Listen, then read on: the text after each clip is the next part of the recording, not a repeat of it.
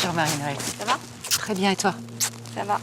Aujourd'hui, Marie-Noël a rendez-vous avec son amie Delphine, décoratrice et coloriste. Car Marie-Noël a un problème. Et ce problème, c'est cette pièce. Donc la chambre de Lucas. La chambre du fils de Marie-Noël est vraiment minuscule. À peine 9 mètres carrés, une seule petite fenêtre et, ce qui n'arrange rien, un plafond très bas, à seulement 2 mètres de haut. Je voudrais faire en sorte qu'elle soit plus spacieuse. Parce que tu vois, comme il n'y a pas beaucoup de lumière, essayer de faire en sorte qu'elle soit agrandie. D'accord. Alors, comment rendre cette pièce plus lumineuse et plus spacieuse sans tout casser? Ça paraît impossible. Et pourtant, la solution de Delphine tient en un seul mot, la couleur.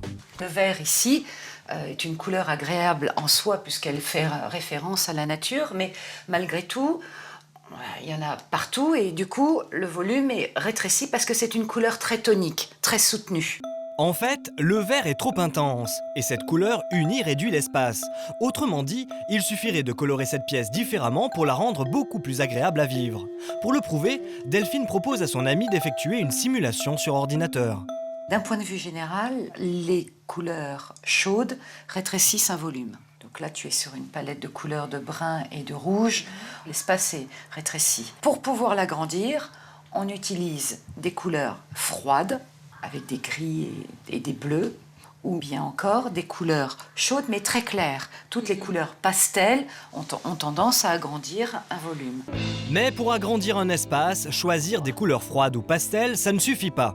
Grâce au jeu des peintures et des motifs, on peut aussi dessiner des perspectives, c'est-à-dire créer l'illusion de profondeur. L'angle le plus éloigné, qui est donc celui qui se trouve là-bas, on va avoir envie, en tout cas c'est ce que je vais faire, c'est ce que je vais tenter de faire, c'est de lui donner une impression de fuite.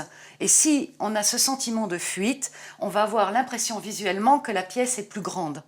Reste maintenant à choisir la bonne couleur. Delphine emmène Marie-Noël dans un magasin spécialisé. Mesdames, bonjour. Colorer son intérieur, c'est la grande tendance déco de cette rentrée. Sylvie travaille dans ce magasin. Ici, les couleurs qui se vendent le mieux restent plutôt classiques. La tendance générale des clients actuellement est quand même presque unanimement de continuer à choisir des couleurs très douces, très minérales, des beiges, des gris taupes, des gris lumineux, des tons chauds. Pourtant, selon Delphine, sortir des sentiers battus et oser la couleur, c'est bon pour le moral. La couleur bleue, elle va apaiser, c'est la couleur de la sérénité. Le rouge, c'est la couleur tonique par excellence, c'est elle qui va amener du dynamisme. Le vert, couleur de la nature, régénérant, qui a une connotation d'hygiène. Le jaune, c'est la couleur lumineuse par excellence, c'est le soleil. Du coup, choisir entre toutes ces couleurs, c'est vraiment difficile. Pour ne pas s'y perdre, la première étape, c'est de sélectionner la couleur la plus claire de la pièce, celle qui servira de base pour créer ensuite des contrastes et des perspectives. Alors celui-là, non. Trop gris, trop triste, trop jaune. Celui-ci peut-être, on va se mettre à la lumière du jour pour pouvoir vérifier. Vérifier la couleur à la lumière du jour, c'est très important. Alors, petit conseil pratique, pensez à sortir avec un échantillon, car la lumière des magasins est souvent trompeuse. Celui-ci est pas mal. Deuxième étape, choisir une couleur froide et claire qui agrandira la pièce. Marie-Noël opte rapidement pour le bleu. Mais là encore, choisir entre les différentes nuances est assez compliqué. Et là, Plutôt naturellement en fait vers ces couleurs-là, puisque j'aime bien en fait les couleurs qui sont vives, qui tranchent, qui flashent. Mais en fait, sur place, on verra entre ça, donc avec ce choix-là en fait. Deuxième conseil pratique, faites comme Marie-Noël et Delphine. Revenez chez vous avec des échantillons. Et surtout, avant de vous lancer, testez-les dans la pièce que vous allez refaire. on va aller les vérifier dans la chambre de Lucas, comment elles prennent la lumière. Et dans la chambre, Marie-Noël se décide rapidement. Si c'est cette couleur-là que tu préfères, à droite, on peut très bien la ramener. Après, c'est une simple gestion de couleur. Mais j'aimerais bien quand même la garder. Eh ben, on la garde. Résultat final, dans 4 jours.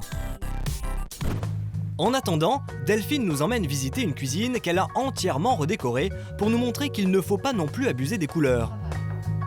Il y avait beaucoup de couleurs, des jaunes, des rouges, des oranges.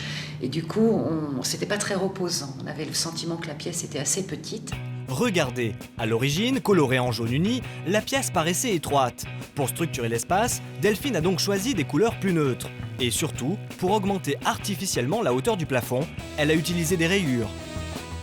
On a vraiment souhaité, par la rayure, d'accentuer son volume et la hauteur de plafond. Ceci étant, on n'en a pas mis partout, on en a juste mis sur un seul mur. Après 4 jours de travaux, il est temps pour Marie-Noël de découvrir la chambre de son fils. Et le résultat est bluffant. Souvenez-vous, peinte en vert pomme, la pièce était renfermée, presque oppressante. Avec une couleur bleue plus claire et plus froide, la chambre paraît bien plus grande.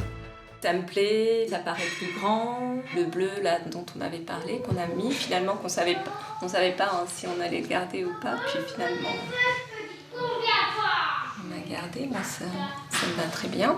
La pièce paraît plus grande alors que ses dimensions sont rigoureusement les mêmes.